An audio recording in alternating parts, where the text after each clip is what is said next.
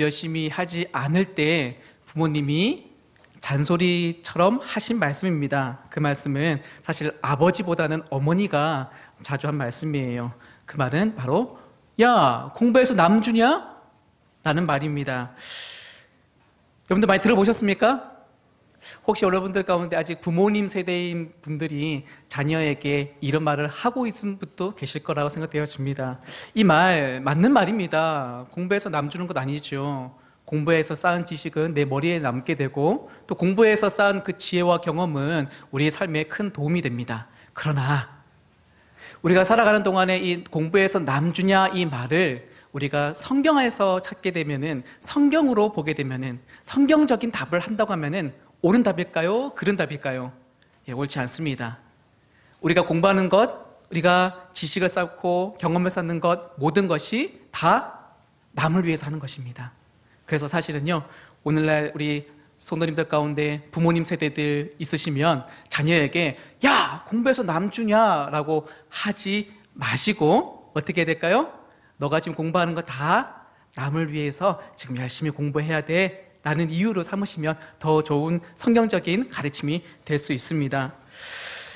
우리가 남을 위해서 공부하는 것이 아닙니다. 나를 위해서 공부하는 것이 아닙니다. 남을 위해서 공부하는 것입니다. 우리가 공부하는 모든 이유가, 또 우리가 살아가는 모든 이유가 다른 삶을 유익을 위해서 살아가야 된다라는 것이 성경적인 교육이 된다는 것이죠. 오늘 본문 말씀은 8장에서 이어진 내용과 또 오늘까지 10장 마지막 될 때까지 한 가지 주제를 가지고 쭉 이어지고 있어요. 그래서 8장에서 이미 문제가 제기되었고 오늘 읽었던 이 10장 22절에서부터 33절까지 말씀으로 인하여서 그 주제가 마무리가 됩니다. 그 주제가 무엇일까요? 바로 우상에게 바쳐진 제물을 먹는 것에 대한 바울의 가르침을 보게 됩니다. 오늘 본문 말씀을 받고 난 다음에 저 개인적으로 굉장히 놀랐습니다. 왜 그러냐면 2달 전이었어요. 2달 전 이 저녁 예배 설교 시간에 제가 8장 말씀을 가지고 8장 1절에서부터 13절까지가 우상 제물의 시작점인데 그 시작되는 점부터 시작해서 오늘 제가 받은 본문이 마지막 결론이 되어지는 부분이어서 적지 않게 놀랐습니다. 왜요? 같은 주제가 걸렸기 때문입니다. 걸렸다는 표현이 좀 그러네요. 네, 같은 주제를 가지고 설교하게 되어서 저 나름대로도 굉장히 조금 쉽게 접근할 수 있는 것에 대해서 감사할 수 있었던 그런 시간들이었습니다. 8장에서 이어진 이 우상에 바쳐진 음식에 대한 문제는요, 고린도 교회 성도들에게 그들의 가지고 있는 그 행동에 대해서 결론을 짓는 부분입니다. 잠시 먼저는 우리 고린도전서 8장에 있었던 내용을 다시 한번 언급해 보도록 하겠습니다. 고린도 지역에는 약 60만 명의 인구가 있었습니다. 그 가운데 20만 명은 자유자, 시민권을 갖고 있던 사람들이고 또 종을 부릴 수 있었던 권력을 갖고 있는 사람이었습니다. 나머지 40만 명은 유대인을 포함해서 그곳에 이주해온 노예들 포함한 모든 사람들이, 이주해온 사람들이 그곳에 40만 명이라는 인구가 살았습니다. 그들 가운데 약 소수 인원이 예수님을 믿는 믿음을 가지고 있었어요. 그들에게는 소위 믿음 있다라고 자만에 빠져 있는 사람들이 믿음이 연약한 성도들의 그 상황을 돌보지 않고 믿음이 연약한 성도들의 눈을 의식하지 않고 육식을 대했기 때문에 오늘 이 말씀의 문제가 등장하게 되는 것이죠. 8장 9절 말씀입니다. 우리 화면을 보면서 한번 읽어볼까요? 시작. 그런즉 너희의 자유가 믿음이 약한 자들에게 걸려 넘어지게 하는 것이 되지 않도록 조심하라.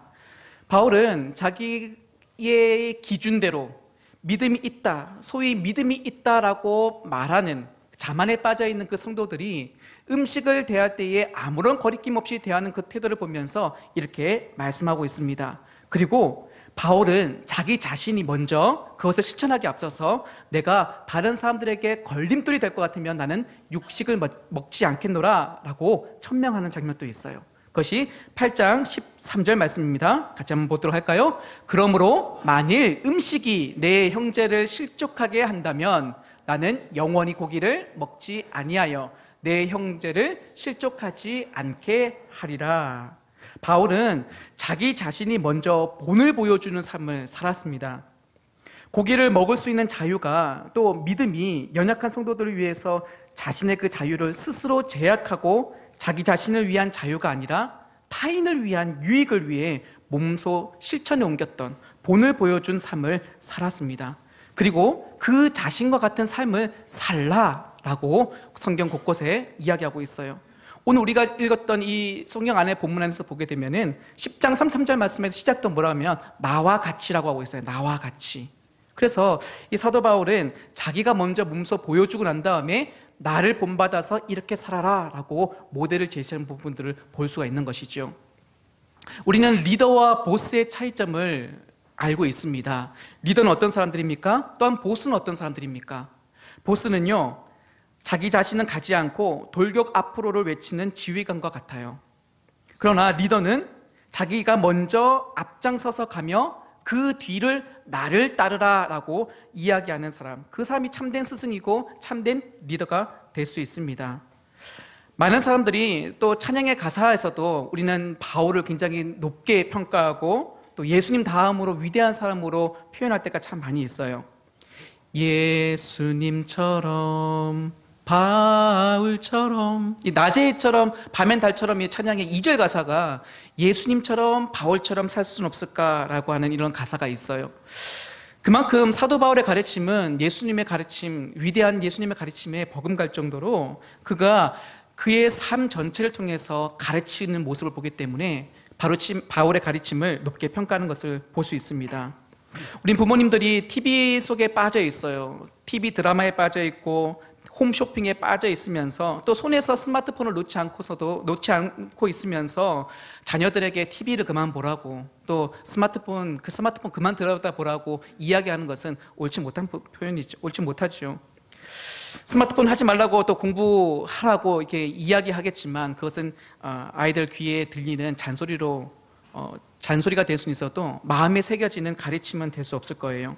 먼저 부모님이 행동을 하고 실천해보고 자녀들에게 권해야 합니다. 그것이 진정한 가르침이 될 수 있는 것이죠. 어느 날 간디 선생님에게 한 어머니가 아들을 데리고 찾아왔습니다. 간디 선생님, 제 아들이 설탕을 너무나 좋아해서 절제를 못합니다. 제가 아무리 말을 해도 듣지 않습니다. 평소에 선생님을 존경해 왔으니까 선생님께서 제 아들에게 설탕 좀 그만 먹으라고 말해 주시면 이 아들이 들을 거라 생각해서 이렇게 데리고 왔습니다 라고 이 어머니가 간청을 했습니다. 그런데 간디 선생님이 그렇게 간청하고 있는 그 어머니를 향해서 한마디 하셨어요. 뭐라고 하셨을까요? 보름 후에 보자고. 보름 후에 나에게 다시 찾아오라고. 어머니는 의아한 표정을 가지고 아들 데리고 집으로 돌아갔습니다. 그리고 보름 후에 다시 그 어머니는 간디 선생님을 찾아서 왔습니다. 그제서야 간디 선생님은 그 간청한 그 어머니의 아들에게 얘야, 설탕은 우리 몸에 안 좋은 영향을 미치니까 이제 설탕을 먹지 않도록 하도록 하여라 라고 가르침을 했다고 합니다. 어머니는 그 자신의 아들에게 자신의 부탁을 들어준 간디 선생님에게 감사 인사를 하고 질문했어요. 왜 선생님 지난주 보름 전에 찾아왔을 때 그때 하지 않고 왜 지금에서야 제 아들에게 이렇게 말씀하십니까? 라고 물었어요. 간디 선생님이 어떤 말을 했을까요?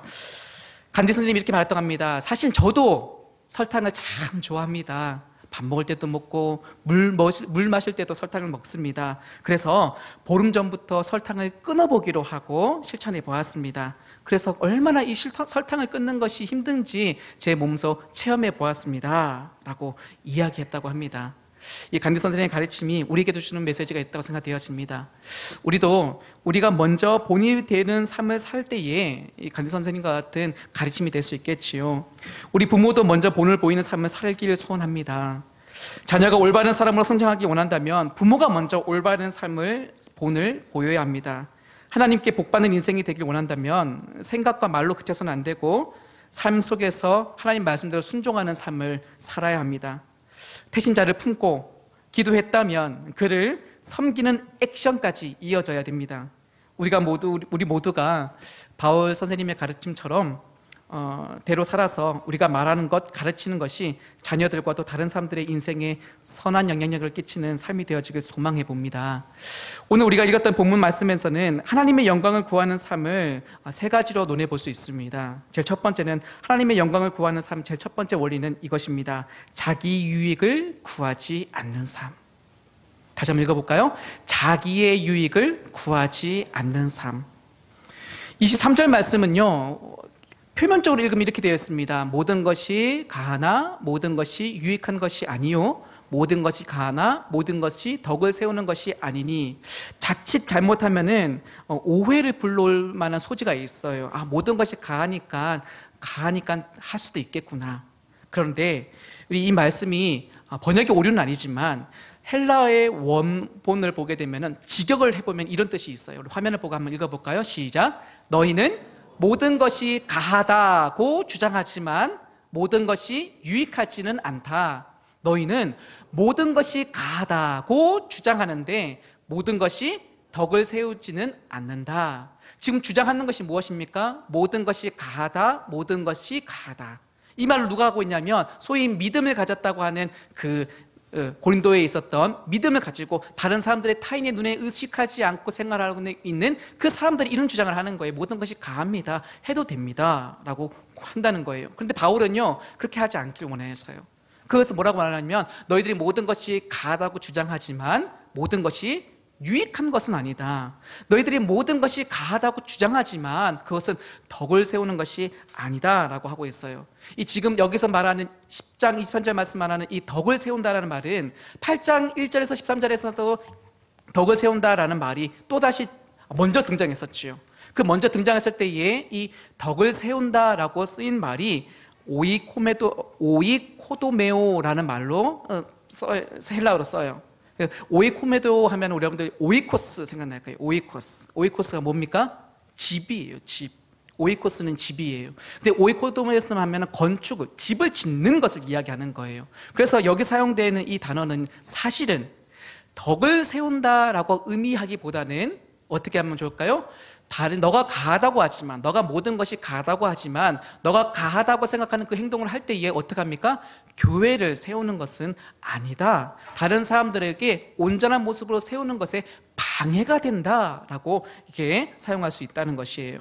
이 오이코도메오라고 하는 이 단어가 바울이 쓴 선지서에 총 10번 등장합니다. 그런데 10번 가운데 절반인 5번이 고린도 전후서가 아니라 고린도 전서에만 5번이 사용되어져요.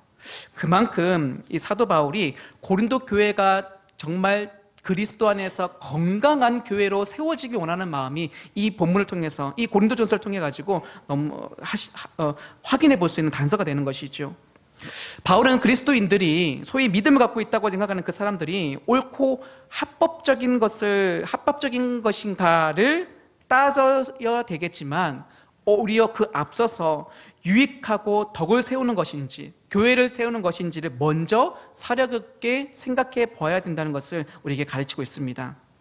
바울이 말하는 모든 것이 허용되는 이 자유는요, 우리에게 이 자유가 있습니다. 그러나 이 자유를 말하는 것이 아니라 타인을 위해서 타인의 덕을 세우고 타인이 건강한 교회로 성장할 수 있도록, 건설할 수 있도록 그 결과를 가지고 오는 유익을 먼저 구할 것을 이 본문을 통해서 우리에게 가르치고 있습니다. 여러분, 유익에도 2가지 유익이 있습니다. 어떤 유익과 어떤 유익일까요? 바로 나의 유익이 있고 또 타인의 유익이 있습니다. 바울은 사랑의 원리를 가지고 남의 유익을 추구하는 삶이 신자들의 실천 행동 원리로 제시합니다. 나의 유익이 무엇일까요? 나만의 유익을 구해서는 안 됨을 말하고 있는 것이지요. 이 바울의 가르침은요, 사실은 바울 가르침 이전에 누구의 가르침이냐면 예수 그리스도의 가르침이기도 합니다. 예수님은 마태복음 10장 39절에서 이렇게 말하고 있습니다. 자기 목숨을 얻는 자는 잃을 것이요 나를 위하여 자기 목숨을 잃는 자는 얻으리라. 자기의 생명을 위해서 유익을 구하는 자는 유익을 얻는 것이 아니라 오히려 잃게 될 것이다. 이어서 마태복음 16장 25절에 또 이렇게 말하고 있어요. 누구든지 제 목숨을 구하고자 하면 잃을 것이요 누구든지 나를 위하여 제 목숨을 잃으면 찾으리라. 자신의 생명을 위해 유익을 구하는 자는 잃을 것이고 또 주님을 위해 자신의 유익을 타인의 유익을 위해서 구하는 자는 표면적으로 보이기에는 자신의 이익을 잃은 것처럼 보이지만 결국에는 자신의 목숨도 얻게 되고 다른 사람의 유익도 찾게 되는, 자신의 유익도 찾게 되는 것을 표현하는 것입니다. 우리는 교회 안에서 생활하고 있는 그리스도인들입니다. 참 신기하게도 교회에 참 여러 사람들이 살고 있는데 이 교회 안에서 가르치고 있는 교재는 단 한 권이에요. 하나의 교재를 가르치고 있어요. 그것이 무엇입니까? 성경이에요. 단 하나의 성경을 우리가 배우고 있음에도 불구하고 이 하나님 말씀 성경에서 성경을 배우고 있는 우리 모든 사람들의 기준은 다 달라요. 성경의 기준은 단 한 가지인데, 성경이 말하고 있는 기준은 단 한 가지인데, 그 말씀을 배우고 있는 저와 여러분들은 다 다양하기 때문에 다양한 기준을 가지고 살아가고 있어요. 주초 문제도 마찬가지죠. 술, 담배 하는 문제도 어떤 분들은 모든 것이 가하다, 난 자유가 있으니까 할 수 있다 라고 생각하시는 분들도 있을지 모르겠어요. 혹시라도 청년들이 모여가지고, 그렇게 하면 안 되겠지만 술 한잔 한다고 하면은, 야, 우리가 믿음을 갖고 있는 사람들인데 우리 뭐 포도주 한 잔이면 되지 않느냐, 어떤 사람은 포도주 2잔 정도는 되지 않느냐, 난 3잔까지는 될 것 같다, 이렇게 얘기한다면요 기준이 모호하죠. 그죠? 어떤 사람은 한 잔은 된다 그러고, 어떤 사람은 조금 심하게 3잔까지는 가능하지 않겠느냐라고 얘기하는 사람이 있다고 하면은 그 자리에서 술을 마셔야 될까 안 마셔야 될까요? 안 마시는 게 더 다른 사람을 위해서는 덕을 세우는 일입니다. 담배도 마찬가지지요. 우리가 담배 핀다고 해서 구원의 문제가 해소되지는 않습니다. 그러나 많은 그리스도인들이 기준을 삼기는 성도들은 세상 사람들과 구별될 때에 술과 담배를 피하는 것이 좋다라는 기준을 갖고 있기 때문에 우리가 그 기준 안에서 우리가 술, 담배 문제를 하나님께 맡기고, 또 다른 사람들의 눈에 맞춰서, 다른 사람 보기에 맞춰서, 다른 사람들의 그 기준에 맞춰서 하지 않는 것이 그 사람들의 유익을, 믿음이 연약한 사람들의 유익을 돕는 것이지요. 말하는 문제도 마찬가지입니다. 내 입, 내가 말하는 대로 뭐 어떻습니까? 라고 말한다고 하면은 다른 사람은 덕을 세울 수 없습니다. 내 입술, 내가 말한 대로 한 것이 아니라 우리는 성경대로 말해야 되고, 또 믿음이 연약한 사람의 그 눈높이에 맞춰서 이야기를 해야 된다는 것이지요. 옷 입는 것도 마찬가지지요. 내 옷 내가 입으니까 뭐 어때? 라고 하지만 우리 교회 청년들은 참 그런 청년들이 없는 것 같은데, 어떤 교회 가게 되면은 정말 주일날 볼 수 없는 미니스커트, 쫙 달라붙는 스키니진, 눈이 갑니다. 눈이 가요. 자, 그러면은 그래서 하나님의 영광을 위해서 자신이 입는 옷마저도 다른 사람들에게 하나님의 영광을 가리우는 행동이 될 것입니다. 우리는 각자의 기준대로 살아가고 있지만 하나님은 하나의 방법을 알려주고 있어요. 그것은 바로 그 기준이 성경의 기준이 되기 원하고, 또 믿음이 연약한 사람의 기준에 맞춰서 우리가 생활하기를 원하신다는 것이죠. 하나님의 영광을 구하는 삶 두 번째 항목은요 타인의 유익을 구하는 삶입니다. 타인의 유익을 구하는 삶, 바로 내 유익이 아니라 다른 사람의 유익을 구하는 삶입니다. 24절 말씀이 이렇게 기록되어 있습니다. 누구든지 자기의 유익을 구하지 말고 남의 유익을 구하라. 바울은 신자들에게 자유를 남용하지 말고 남의 유익을 위해서 자신의 그 자유를 제한할 것을 촉구하고 있어요. 이것은 빌립보서 2장 4절에 또 이렇게 기록되어 있는데 같이 한번 읽어볼까요? 시작. 각각 자기 일을 돌아볼 뿐더러 또한 각각 다른 사람들의 일을 돌보아 나의 기쁨을 충만하게 하라. 자기만 돌볼 것이 아니라 내 주변에 있는 사람들의 상황을 돌아볼 것을 요구하고 있어요. 바울은 자기 그 서신서를 통해 가지고 우리에게 계속해서 주는 메시지가 나 혼자만의 생활이 아니다, 나 혼자만의 신앙생활이 아니라 타인들과 함께하는 삶이고, 또한 우리는 타인을 위해서 살아가는 삶, 타인을 위해서 내 자유를 스스로 제한할 수 있는 삶을 살 것을 가르치고 있어요. 우리는 곧잘 이런 말을 잘 해요. 야, 남의 눈치를 보며 사냐? 너가 편하면 됐지, 왜 남의 눈치를 보며 사냐? 이런 말을 하기도 하고 듣기도 하며 살고 있어요. 이 말 또한 성경적이지 않습니다. 신자는 타인의 눈치를 보며 살아야 합니다. 좀 비굴해 보일 수 있고, 또 그것이 어떻게 우리에게 주어진 자유를 왜 내 스스로 자유를 제한하는 것이 무슨 자유냐라고 반문하실 수 있다 할지라도, 우리는 다른 사람들의 기분이나 그들이 원하는 기준에 들도록 행동과 말해야 합니다. 그것이 바울이 말하는 타인의 유익을 위해 사는 삶이기 때문입니다. 말씀을 전하는 저도 사실 다른 사람들의 눈에 들도록 사는 것이 참 자존심 상하고 제 기분을 상하게 만들어서 실천하기 힘든 부분이기도 합니다. 그러나 여러분, 말씀이기 때문에 여러분들에게 전하고, 또 저 또한 실천해 볼 것을 다짐해 봅니다. 우리는 타인의 유익을 위해서 살아야 합니다. 며칠 전에 있었던 일입니다. 여러분 성도님들 알고 계신 것처럼 저희 가정에 아내가 이 2달 전에 설교할 때 아기 가졌다고 너무 좋아했었는데, 너무 좋아서 안 될 것 같아요. 예, 유산을 했어요. 이 유산의 이 일 때문에 참 여러 가지 마음이 좀 힘들었습니다. 어렵게 가졌고 또 구주라는 시간 동안 얼마나 이 꿈에 부풀러 있었는지요.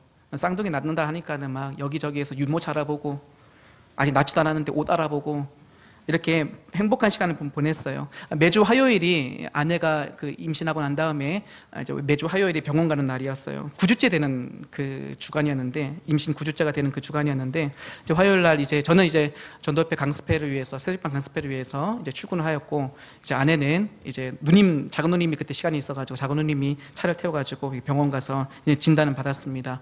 초음파 검사 결과가 나왔는데 선생님이 아기가 심장이 뛰지 않는다고, 쌍태인데 이게 둘 다 심장이 뛰지 않는다는 그런 결과를 아내에게 이렇게 말을 했어요. 정말 믿기지 않고 또 믿을 수도 없는 그런 일들이 일어나고 말았어요.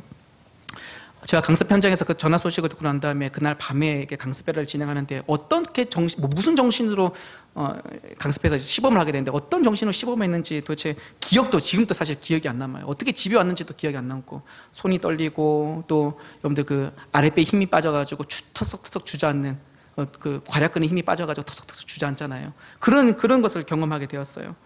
집에 돌아와가지고 아내에게 이제 자초지종을 듣게 되었습니다. 그런데 좀 제 눈으로 확인하고 싶어서 다음날 휴가를 쓰고 이제 병원을 같이 가게 되었는데 뭐 바람과 다르게 안타깝게도 똑같이 전날과 똑같이 아기들이 심장이 뛰지 않는다라는 소리를 이제 그 화면을 확인하고 난 다음에 너무 많이 마음이 힘들었어요. 근데 선생님한테 일주일만 좀 지나보자. 일주일 지나고 난 다음에 또 결과가 이렇다고 하면은 이제 유산 결과를 이제 받게 되는 거니까 일주일만 기다려보자라고 했어요. 다음 주 9주차 되는 그 주간에도 이제 또 사무실에 또 휴가를 내고 찾아갔습니다. 변화를 기대했지만 그 기대는 안타깝게도 유산이라는 결과를 받게 되었어요. 너무나 허망한 마음이 들고 또 그 상황을 어떻게 이겨나갈 수 있을까 참 많이 힘이 들었습니다. 근데 사실 진작 저보다 더 힘든 삶이 있었어요. 눈물로 시간을 보내고 있는 사람 누굴까요? 제 아내지요. 예. 원장선생님 방 안에서 그렇게 유산 결과를 받고 난 다음에 그때부터 막 아내는 뭐 펑펑 울기 시작하지요. 뭐 눈물을 주체할 수 없습니다. 그래서 서럽게 막 소리내서 웁니다. 원장선생님이 저희 부부가 사역자인 것을 알고 있었어요. 그래서 하나님께 기도해 보라고 권면해 주시더라고요. 그런데 뭐 아내는 계속해서 눈물을 흘리고 있고 소리 내면서 울고 있어가지고 좀 아내를 좀 진정을 시키고 나가야 되지 않겠나 생각해서 아내는 막 진정시켰어요. 좀 울지 말라고, 좀 소리 좀 안 내게 울으라고. 너무 막 흐느끼니까 그랬어요. 원장 선생님이 다음에 이제 대기하고 있는 환자가 있다 보니까 좀 나가야 되는데 제가 이제 밖에를 못 나가는 거예요. 야, 너무 많이 울고 막 소리 내서 울고 하니까요. 그래서 아내에게 좀 울지 마라. 우리가 당신이 이렇게 우는 모습을 가지고 밖에 나가게 되면은 다른 사람들 보기 어떻겠느냐. 다른 사람들 다 지금 임신하기 위해서 이곳에 와 있어서 다 임신이라고 하는 소망을 보고 있는 사람들인데 그 사람들 앞에서 당신이 울고 있으면 어떻게 하느냐라고 했어요. 좀 모진 말이겠지만 저는 그렇게 말을 했습니다. 그 아내가 울면서 얘기해요. 왜 그래야 돼? 내가 왜 그래야 돼? 예, 제가 딱 한마디 했습니다. 당신과 나는 그리스도인이기 때문이야. 멋있지 않습니까? 예. 저도 정말 울고 싶었고 아내도 울 수 있는 자유가 있습니다. 너무나 허망한 상황 앞에서 울 수 있는 자유가 있습니다. 그런데 한편으로 보게 되면은 제가 한 말이 맞아요. 그곳에 임신하기 위해서 온 난임 환자, 불임 환자들이 이 아내의 울음소리를 통해서 때문에 그들의 소망감이 반감이 된다고 하면은 우리는 그리스도인의 모습이 아닐 거라고 생각되어져요. 그래서 몇 분이 지나고 난 다음에 좀 나갔는데 뭐 진정이 안 되죠. 그래서 아내를 소파에 앉히고 또 제가 그 앉아있는 그 아내 앞에 서가지고 제 몸으로 울고 있는 아내를 다른 사람이 보지 못하도록 이렇게 막고 서 있었어요. 이런 일들을 통해가지고 우리에게는 자유가 있습니다.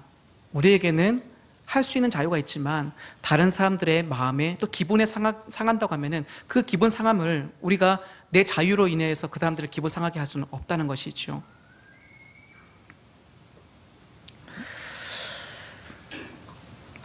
바울은 자유를 남용하지 말고 남의 유익을 위해서 자기의 자유를 제한할 것을 촉구하면서 실제적인 구체적인 예를 들어 보여줍니다. 25절입니다. 무릇 시장에서 파는 것을 양심을 위하여 묻지 말고 먹으라.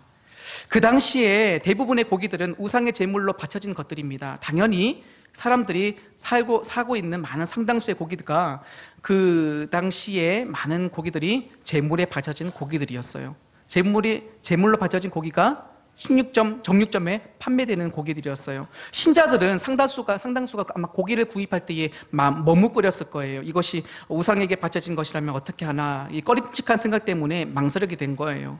이런 망설임은 고린도 교회의 약한 자들에게도 해당되는 일이었어요. 그러나 바울은 시장에 나온 고기를 놓고 신앙적 양심의 문제를 끌어들이지 말 것을 권면합니다.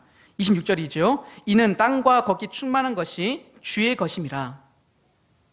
이 바울의 이 말씀은 구약 시편 24편 1절에 나와 있는 이 말씀을 인용한 말씀이에요. 같이 한번 읽어보겠습니다. 땅과 거기에 충만한 것과 세계와 그 가운데에 사는 자들은 다 여호와의 것이로다.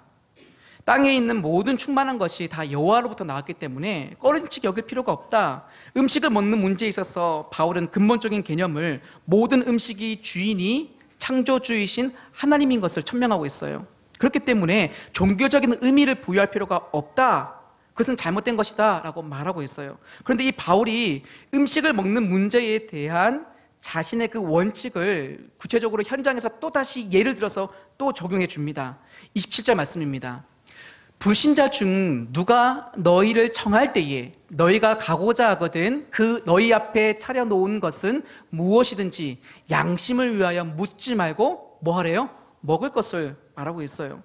여기서 식사 초대는 우상의 신전으로 초대가 아니라 불신자 개인의 집으로 초대를 말하고 있어요. 이 구절을 통해서 우리가 알 수 있는 것은 고린도 교회 사람들 가운데 개종을 한 이후에도 계속해서 비그리스도인들과 접촉하고 있음을 알게 됩니다. 사실 고린도와 같이 불신자가 많은 사회에서도 신자들은 극소수인 경우를 제외하고는요, 불신자를 접촉하는 빈도수가 높을 수밖에 없죠. 왜? 예수 믿는 사람은 적고 예수님 믿지 않는 사람들은 많기 때문입니다.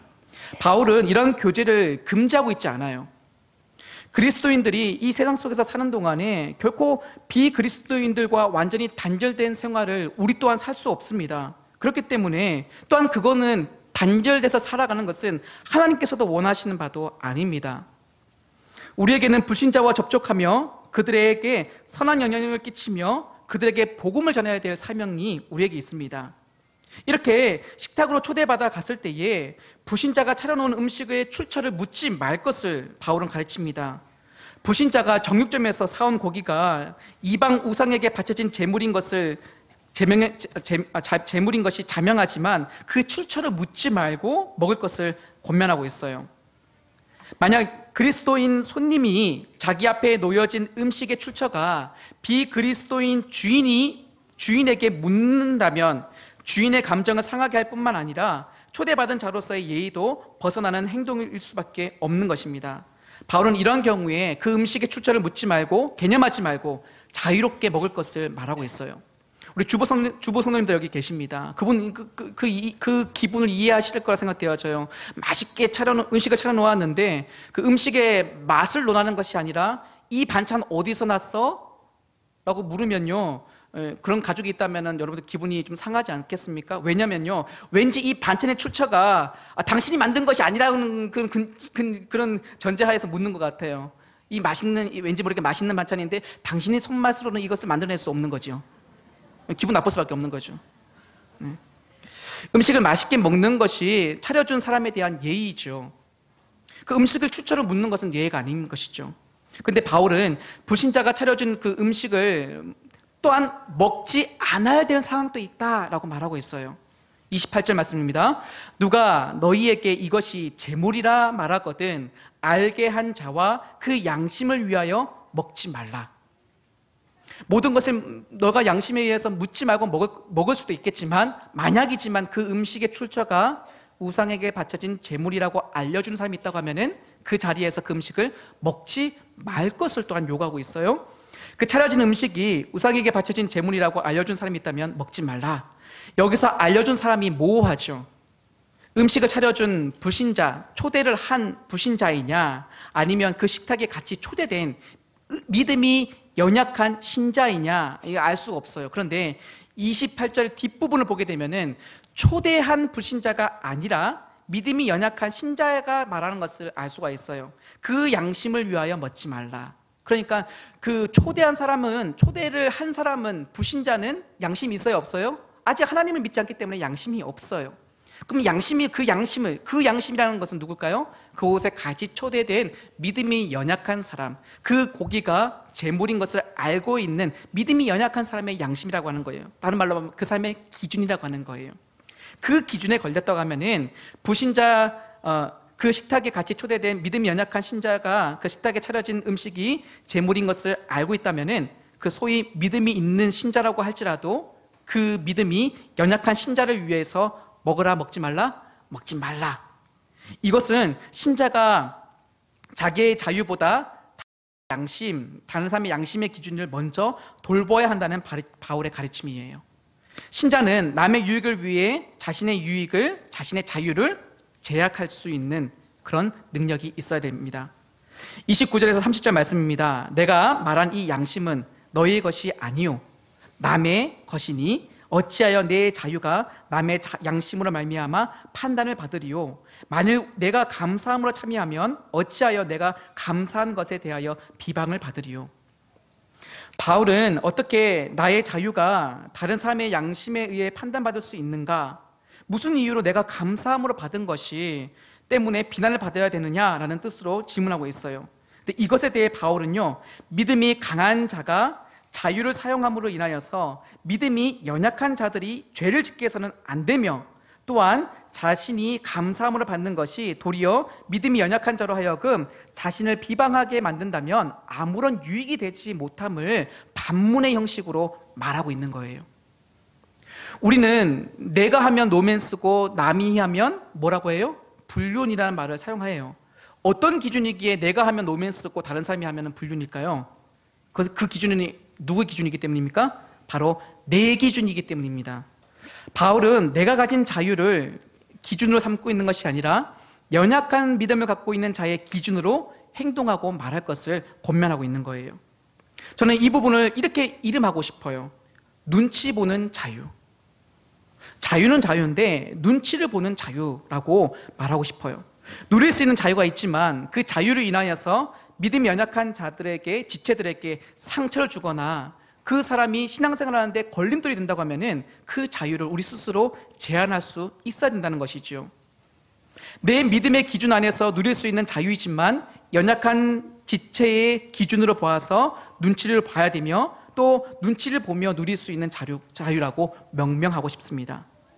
눈치 보는 것이 어떻게 자유가 될 수 있느냐라고 반문할 수 있겠지만, 타인의 유익을 위해 살라고 명령하신 예수님의 가르침, 바울의 가르침대로 살기 위해서는 우리는 눈치 보는 자유로 살아가야 된다는 것입니다.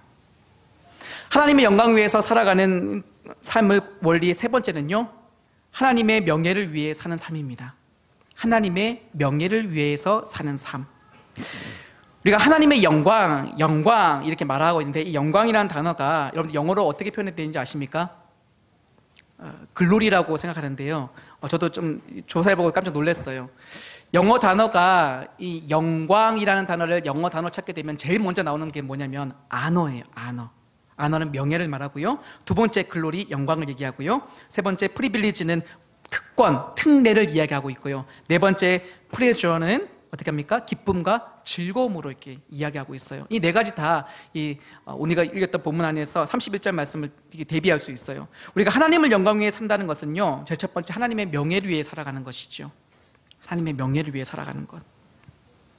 하나님의 명예를 위해 살라는 뜻이 무엇일까요? 왜 우리는 하나님의 영광을 구하는 삶, 하나님의 명예를 위해 사는 삶으로 말할 수 있을까요? 그 이유는 단 한 가지입니다. 우리 인생, 내 인생은요, 우리가 그리스도인으로 인생은요, 바로 내 뜻을, 내 명예를 위해서 살아가는 것이 아니라 누구의 명예를 위해 살아가는 것일까요? 하나님의 명예를 위하여서 살아가는 것입니다. 미국에는 여러 가지 클럽이 있어요. 여러분도 알고 있는 리더스 클럽, 아너스 클럽. 우리 대한민국에도 클럽이 있어요. 어떤 클럽인지 아세요? 나이트 클럽. 네. 네. 농담으로 한 말이고요. 우리 주변에도 클럽이 많이 있어요. 전 중고등학교 때 그 클럽을 이야기 듣고 난 다음에 굉장히 재미있어 했어요. 무슨 클럽이냐면 노타리 클럽이었어요. 네, 노타리 클럽에 있는 사람들이 돈을 모아가지고 장학금을 주더라고요. 그래서 참 좋은 클럽이구나. 노타리 클럽 이름은 좀 이상해요. 왜 회전 교차로가 생각나는 클럽이기 때문에 노타리 클럽인데, 그 클럽에 있는 사람들이 돈을 모아서 장학금을 이렇게 줍니다. 좋은 클럽이 있죠. 우리 주변에도 클럽이 있어요. 우리 교회에도 클럽이 있어요. 어떤 클럽인지 아십니까? 굿뉴스 클럽이라고, 우리 유초등부가 하는, 유치부 유초등부가 하고 있는 새소식반이 영어로 굿뉴스 클럽입니다. 네, 하고 계신 분들은 다 알고 계신 일이죠. 미국에는 이 리더스 클럽하고 아너스 클럽을 굉장히 좋은 클럽이라고 이렇게 하고 있습니다. 그 가운데 이 아너스 클럽, 이 아너스, 명예의 클럽입니다. 명예의 클럽. 이 아너스 클럽을 존재하는 이유는 사회에 공헌을 한 사람들에게 명예를 주기 위함입니다. 아너스 클럽은 약 10만 달러, 우리나라 돈은 한 1억 정도 됩니다. 그 이상을 기부한 기업과 운동선수, 단체장들에게 이 아너스 클럽 회원이 되며 아너스 클럽에 들어간 것을 자랑스러워하고 그 사람들에게 명예 위촉장을 발행합니다. 왜 이렇게 그 명예를 주는 걸까요? 그 사람에게 왜 그런 명예를 주는 걸까요? 또 왜 그 사람들은 자기가 기부한 돈을 가지고 그렇게 명예로운 삶을 살아가는 걸까요? 자기 자신이 번 돈, 자기 위해 쓸 수 있는 자유가 있어요. 자기 자신이 번 돈, 자기가 쓸 수 있는 권한도 있어요. 특권도 있어요. 근데 그 자유와 특권을 남을 위해서 사용하는 것입니다. 그 돈을 가지고 연약한 사람들을 돕는 것입니다. 장학사업하고 구제사업하고 공원과 같은 위탁시설을 돕는 일을 하고 있는 것이에요. 그러니까 그 사람들의 아너스 클럽이 되고 그 아너스 클럽의 명예를 그 사람들에게 주고 있는 것이죠. 또 다른 사람들에게 우러러보는 그런 명예를 받고 있는 것이죠. 우리도 아너스 클럽 회원이 될 수 있을까요? 없을까요? 네, 우리도 있습니다. 우리 영적인 아너스 클럽이 될 수 있습니다. 바로 하나님의 영광, 하나님의 명예를 위해 내가 가지고 있는 자유를 타인의 유익을 위해서 내려놓고 스스로 제약할 수 있는 그 행동을 옮겨졌을 때 우리는 영적인 아너스 클럽의 회원이 될 수 있는 될 줄을 믿습니다. 저와 여러분이 정말 내가 갖고 있는 이 자유를 믿음이 연약한 사람들을 위하여서 또 내 유익이 아니라 타인의 유익을 위하여서 내려놓는다면 우리는 영적인 아너스 클럽 회원이 될 수 믿습니다. 그 그 명예, 그 영광은 우리의 영광이 아니라 바로 하나님 앞에 돌려드리는 영광이 될 줄 믿습니다. 오늘 설교의 결론입니다. 바울은 31절 통해서 이렇게 말하고 있습니다. 그런즉 너희가 먹든지 마시든지 다 하나님의 영광을 위하여 하라. 그러면서 32절과 또 33절 말씀에 덧붙인 말씀이 있어요. 하나님의 영광을 위해서 할 때에 소극적인 표현으로는 다른 사람들에게 거침돌이 되지 말아라, 걸림돌이 되지 말라라고 하고 있어요. 다른 사람들이 믿음 생활을 하는데 나의 행동과 말함이 그 사람들에게 걸림돌이 되지 말 것을 요구하고 있어요. 좀 더 적극적인 방법으로는 33절에 나와 있습니다. 우리가 하나님의 영광 위에 말하고 행동하는 것을 통해서 결국에는 그 예수님을 모르는 사람들이, 또한 믿음이 연약한 사람들이 온전한 사람으로 구원받는 백성으로 성장할 수 있다라는 것을 말하고 있어요. 우리는 우리 주변에 나의 영향력을 미치는 사람들 중에 예수를 믿어 구원받게 된다면 우리가 가지고 있는 그 자유를 제약하지 않을 이유가 없습니다. 내 자유가 제약받더라도 그 사람이 구원받을 수 있다면 당연히 하나님의 영광, 하나님의 명예를 위하여서 내 유익을 버릴 수 있는 용기 있는 성도가 되시길 축복합니다. 우리가 가지고 있는 이 자유, 남을 위하여서 내려놓는, 그래서 하나님 아버지께 영광 올려드릴 수 있는 복된 삶 되어지길 소망합니다. 우리 함께 한번 찬양했습니다. 이 찬양의 가사처럼 우리의 모든 영광 하나님께 돌리길 소망합니다.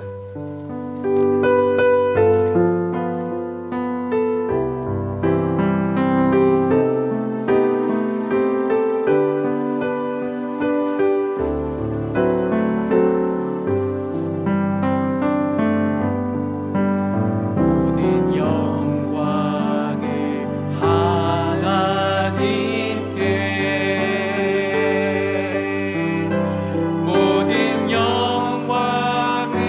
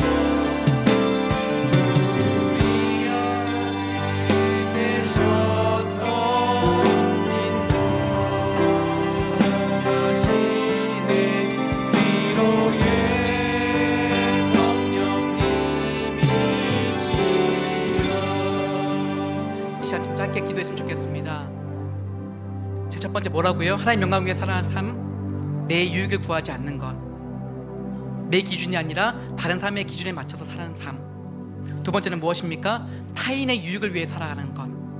세 번째는 무엇이었습니까? 하나님의 명예를 위해 살아가는 삶. 이 세 가지 기도 제목을 놓고 이 시간 함께 한번 기도했으면 좋겠습니다. 하나님, 제가 제 유익을 구하지 않는 삶을 살게 하옵소서. 남의 유익을 위해서 살게 하옵소서. 하나님의 명예, 하나님의 영광 위에 살아가는 복된 인생 되게 해 주옵소서. 이 세 가지 기도 제목을 놓고 우리 합심해서 한번 기도하도록 하겠습니다. 할렐루야.